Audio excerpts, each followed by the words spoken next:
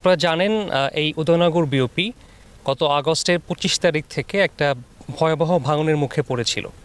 এখানে প্রায় বসবাসকারী ২ থেকে ৩ হাজার সাধারণ মানুষ, তাদের অবস্থান, তাদের বসতবাড়ি হুমকির সম্মুখীন ছিল। সে অবস্থায় আমরা এখানে বিশেষ কার্যক্রমের অংশ হিসেবে পানি উন্নয়ন বোর্ডকে রিকোয়েস্ট করি। তারা আমাদের ডাকে সাড়া দিয়ে অদ্যাবধি একটা বেশ বড় একটা এফোর্ট তারা নিয়েছে এবং যার প্রেক্ষাপটে আমরা এখানে বেশ কিছু ভাঙনযুক্ত অংশে বালি বস্তা ফেলেছে জিও ব্যাগ দিয়ে তৈরি, এবং সেগুলো এখন একটা স্টেবল কন্ডিশনে আসছে। বাট আপনারা জানেন যারা এখানে সাধারণ মানুষ, গরিব, তারা অনেকটা ক্ষতিগ্রস্ত হয়েছে।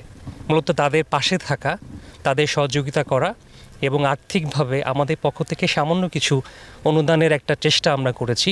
আমাদের রিজন কমান্ডার মহোদয় এখানে এসেছেন এবং স্যার সেখানে তার পক্ষ থেকে, আমাদের সবার পক্ষ থেকে এই প্রচেষ্টাটা নিয়েছেন এবং আমরা আশা করব আমাদের সকলে মিলে, বিজিবি এবং সাধারণ মানুষ সকলে মিলে আমরা এই অবস্থানকে রক্ষা করব। শুধুমাত্র একটা স্থাপনা বলেই নয়, এখানকার সাধারণ মানুষ যারা ক্ষতিগ্রস্ত হয়েছে তারা সবাই মিলে একসাথে হয়ে, পানি উন্নয়ন বোর্ডের ডিজি মহোদয় উনি এসেছিলেন, তার সাথে আমার কথা হয়েছে, উনি আমাকে আশ্বস্ত করেছেন যে এখানে খুব দ্রুতই একটা স্থায়ী বাঁধ নির্মাণ করা হবে। তো সেভাবে আমরা এগিয়ে যাচ্ছি। তার অংশ হিসেবে আমরা আজকে এখানে এসেছি সাহস দেওয়ার জন্য, পাশাপাশি সাধারণ মানুষকে আমরা একটু সহযোগিতা করার চেষ্টা করেছি। আসলে আপনারা জানেন পদ্মা নদীর ভাঙন যেটা, বিশেষ করে এটা এখন আমাদের ডান তীরের দিকে অনেক সরে এসছে এবং অনেকখানি আপনার এলাকায় ভেঙে গিয়েছে, এটা সত্যি। এবং এটা যখন ভাঙন শুরু হয় তখন হচ্ছে কি তাৎক্ষণিকভাবে আমাদের ইমার্জেন্সি কাজ করা ছাড়া কিছু করার থাকে না, যেটা আমরা করেছি। বিভিন্ন জায়গায় আপনারা দেখতে পাচ্ছেন যে ইমার্জেন্সি কাজ করে এটা ভাঙন ঠেকানোর চেষ্টা করা হয়েছে। আর এখানে যে পার্মানেন্ট ওয়ার্কটা সেটা আছে এখানে 9 কিলোমিটার, আর আমাদের আরও আছে একটু 1.53 কিলোমিটার, মনে হচ্ছে 10.53 কিলোমিটার দুইটা জায়গায়। এর মধ্যে 18টার আমাদের ওয়ার্ক অর্ডার দিয়ে দেওয়া হয়েছে। কাজ অতি শীঘ্রই শুরু হবে এবং ওইটার একটা নিয়ম আছে যে আমাদের জিও ব্যাগ যখন ডাম্পিং করি তখন আমাদের নদীর স্রোতটা একটা স্টেবল কন্ডিশনে থাকতে হয়, নাহলে খুব অতি স্রোতের মধ্যে যদি বস্তা ডাম্পিং করা হয় তো সেটা প্রপার জায়গায় পড়ে না।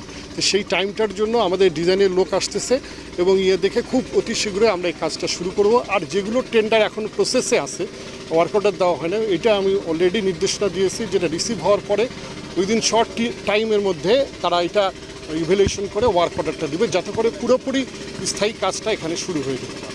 কবে নাগাদ শুরু হবে এরকম? এবং এটা তো কবে, মানে ইয়েটা আসবে দিন 7-এর মধ্যে ইনশাল্লাহ এই যেটা ওয়ার্ক অর্ডার দেওয়া হয়েছে সেগুলো শুরু হবে। আপনারা দেখতে পারবেন অলরেডি পাথর আসা শুরু করছে এবং বস্তাটা এগুলোও তো এসছে। আর আপনি যে উদয়পুর সম্পর্কে যেটা বললেন, ওখানে যিনি কমান্ডিং অফিসার উনি এসেছিলেন, ওর সাথে আমার কথা হয়েছে সকালবেলা। তো ওখানে যেটা আমরা কিছু এমার্জেন্সি কাজ করে কিছু এলাকা আমরা রক্ষা করেছি, আর কিছু এলাকা আছে উনি বললো যেটা কী করা যায়, তা আমি অলরেডি নির্দেশনা দিয়েছি যে একটা প্রস্তাবনা আমাদের বাংলাদেশ পানি উন্নয়ন বোর্ডে পাঠানোর জন্য, ওইটা যাতে আমরা অন্তত প্রিকশনারি ওয়ার্ক করে এই এলাকাটা ঠেকাতে পারি, যেটার মাধ্যমে আপনি যেটা বললেন আশেপাশে এলাকাও রক্ষা হবে, বিওপিটাও রক্ষা হবে। আমাদের নির্দেশনা আমরা অলরেডি দিয়ে দিছি। যেমন আমাদের যে টেন্ডারগুলো লাইভে আছে ওটা রিসিভার সঙ্গে সঙ্গে দ্রুততম সময়ের মধ্যে আমাদের ওয়ার্ক অর্ডারটা দিয়ে দিবে।